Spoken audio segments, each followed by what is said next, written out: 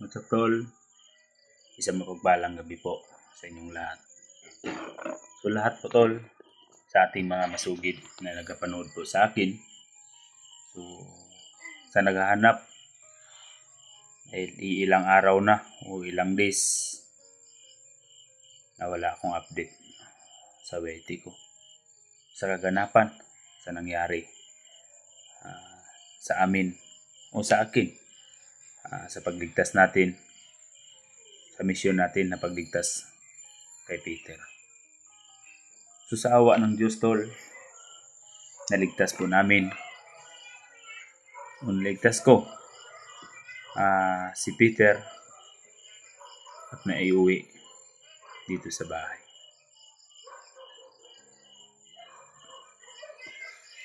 Masaya man, tol, dahil nagtagumpay po ako sa isa kong misyon na kahit hindi ako nakakuha ng video o atol footage dahil critical po talaga yung sitwasyon sa pagligtas ko kay Peter. Pero tawa ng Diyos ay naging tagumpay yung misyon ko na hindi na ako nakagamit ng kamera. Dahil ang kalagayan, tol, sobrang dami talaga yung kalaban. So sa dami ng kalaban, tol, na ikwentro natin at so pinili ko na lang, tol, na hindi ako kumuha ng video dahil ang isa sa iniisip ko yung kaligtasan ko din at kaligtasan ni Peter. So sa awa ng Diyos ay naligtas ko naman at nagtagumpay ako sa misyon ko. Pero may isang hinihingi si Peter, tol, sa akin na kung maaari lang daw sana,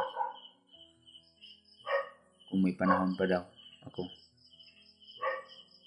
na iligtas daw sana ko yung matalik niya na kaibigan kasama. Dahil nung nasa critical na yung sitwasyon niya, sinubukan talaga ng kanyang kababata na tulungan ako o tulungan siya na mailigtas. Pero hindi nagtagumpay, tol. Nahuli ng mga commander, na Commander Dindo at Commander Yawa, at pinaparusahan ng mabuti, ng maayos, o sobrang kawawa talaga daw yung sitwasyon. Sabi niya, pati daw siya hindi daw niya na i-control ang kanyang sarili nung na-hypnotize siya.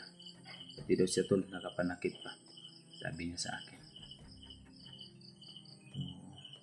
Sa akin lang, tol, kung makahanap man ako ng tsimpo o panahon, dahil ngayon talaga, tol, yung naligtas ko si Peter, so may nag-offer po sa akin ng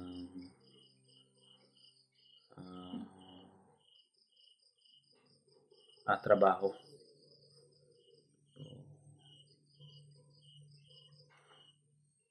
So, hiningi din ng asawa ko, tol, kung maaari daw na magtrabaho na lang daw ako ng maayos na hindi daw gumagamit ng baril o hindi daw pumamatay ng mga masamang tao, dahil tao rin daw sila. Pero malaki din, tol, ang naitutulong o naiambag ko sa ating bayan. Hindi, tol, ambag ko sa ating bayan, lalong-lalo na sa pagsupo ng mga masamang tao dito sa mundo natin. Isa din ako naging isang instrumento sa pagpuksa ng manghalad ng kaluluwa kung walang ibang iniisip na makapanglamang ng kapwa.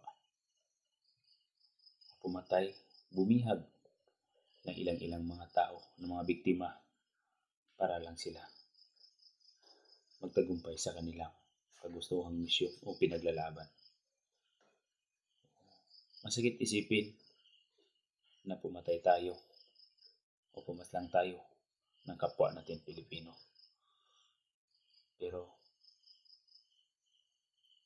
wala talagang ibang solusyon kung hindi natin sila papaslangin. So yung iba naman ay ating hinihingi o kinausapan na kung maaari magbagong buhay sila para sa isa din sa kapayapaan sa ating bayan. Pero dahil sa mga ibang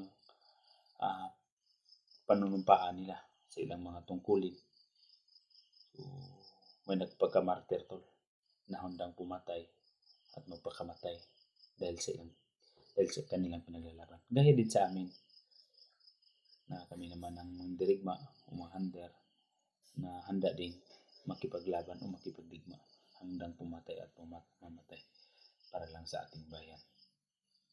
Pero maganda man sana yung hangarin ko. Pero siguro ng pagkataon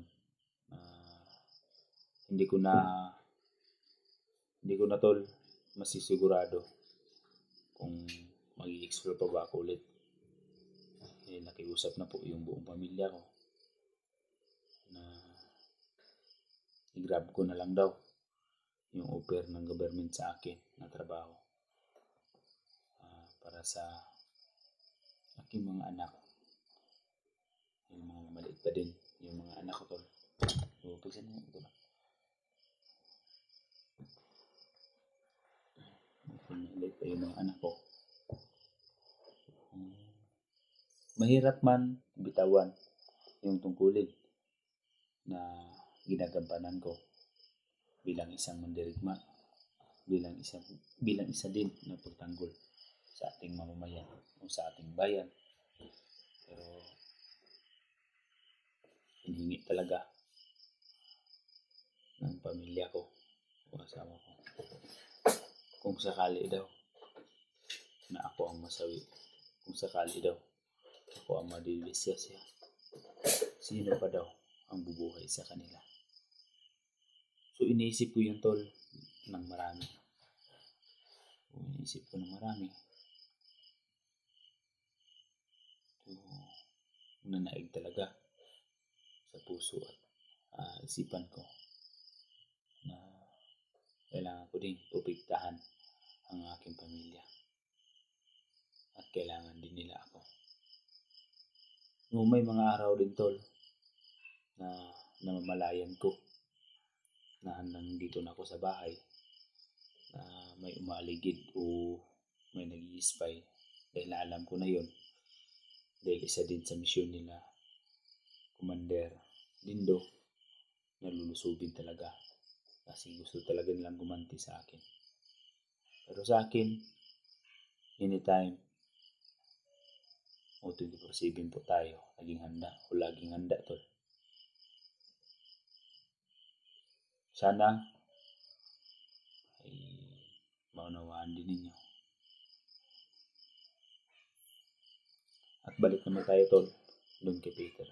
Si Peter tol kahapon sinundo po siya na kanyang tiyahin na dinala dun sa ibang bayan o sa city. Doon sa syudad dinala para daw kanya papaaralin. Masakit man pero tinatanggap ko tol. Kaya nga lang po sa safety at seguridad ni Peter sa kanyang future darating na panahon. Dahil alam niyo tol, si Peter pala ay sobrang bata pa. Yung edad ni Peter ay 15 years old pa din yun. Kung titingnan lang natin, si Peter ay malaki, mataas, pero niya pala yung edad ay 15 years old. Sobrang bata pala din na bata. Yun, nagpasalamat pa rin ako sa walang sawa niyong suporta at pagdasal sa kaligtasan po natin. So, kaligtasan ko. So, nagtagumpay man ako sa misyon na kahit hindi ako nakapag-video at hindi ako nakapagpakita sa inyo. So, isa din sa iniisip ko tol, kung sakali man mag-video ako, saan ko dinadala at saan ko dinadala, may posibilidad din na susundan ni Commander Dindo para maligtas o makuha niya uli ang kanyang kapatid. So, mas mainam na mag-iingat lang ako saan ko pinadala o si Peter. So, isa lang masasabi ko tol, darating ang panahon na maging okay at maging tagumpay si Peter at maging isang marangal at makapagtrabaho ng maayos. Isa lang yung hinihingi ko, kagaya sa hinihingi ko kamukong, na kung bumalik man kayo dito sa akin, ay isang ganap na po kayo na professional na tao at isa na po kayong sir. Yun tol, maraming salamat sa pagpanood ng aking mga video at sa walang sawa niyong pagsuporta sa akin. Thank you for all tol.